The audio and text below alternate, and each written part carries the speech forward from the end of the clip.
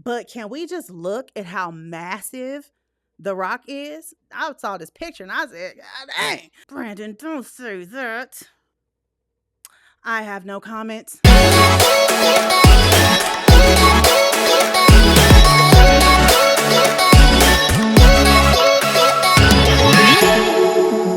Let's go ahead and get into some of these new releases. We got some bangers coming out this week. Let's kick this off with The Smashing Machine. This is a highly anticipated film. I heard that it got a 17-minute standing ovation at whatever film festival it was at.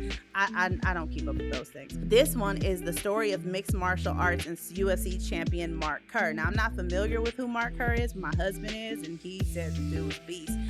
But can we just look at how massive The Rock is? Excuse me. Dwayne Johnson is. I feel like he's in his acting bag these days. So we're not calling him The Rock when we talk about acting. I'm just going to call him Dwayne Johnson. But he is so big. Like, good grief. And shout out to him for, committing to the role and transforming his body like this. But I saw this picture and I said, God dang. But it's starring Dwayne Johnson and Emily Blunt. And I'm kind of looking forward to this one because of the ovation, honestly. Otherwise, it wouldn't even be on my radar. But people are talking about it and they are raving about it. Oh, Brandon, don't say that. I have no comments.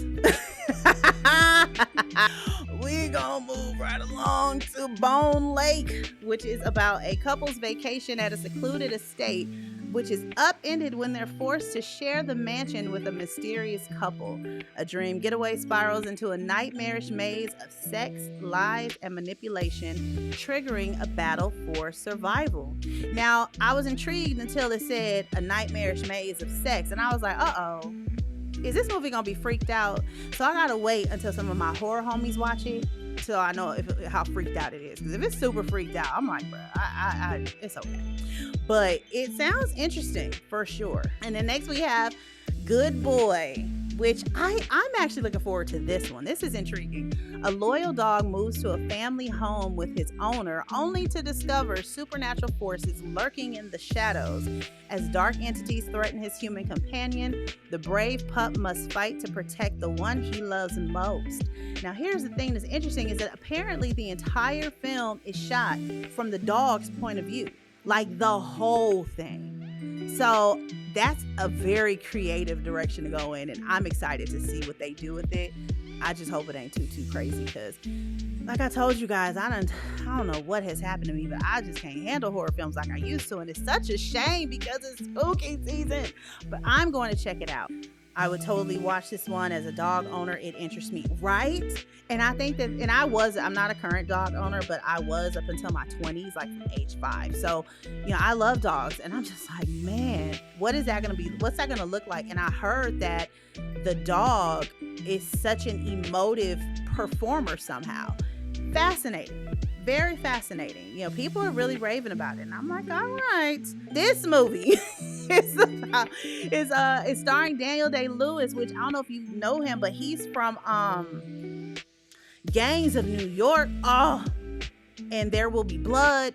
He has come out of retirement to do this film, and I believe his son I want to say he's directing, but don't quote me on that. But in northern England, a man heads out on a journey into the woods to reconnect with the estranged hermit brother with whom he shared a complicated past that was altered by life-changing events decades ago.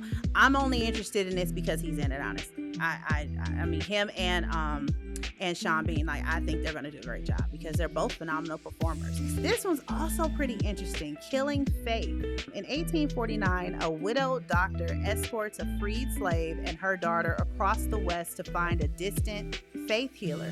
The mother believes the girl is possessed. The doctor suspects disease, but one fact remains: everything the child touches dies.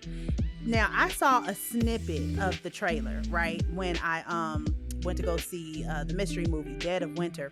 Caught like the first couple seconds, the girl touched a horse and the horse just dropped to the ground instantly. I was like, yo, excuse me.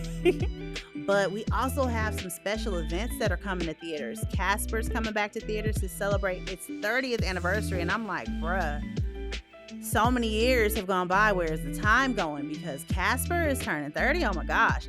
And then Avatar, the second one, Way of the Water's coming back to theaters. And UFC 320 is hitting theaters. Perfect Blue has been remastered for 4K. That's coming. And the Swifties are going to be shutting down the theaters because Taylor Swift is doing something. So I was like, that's what's up.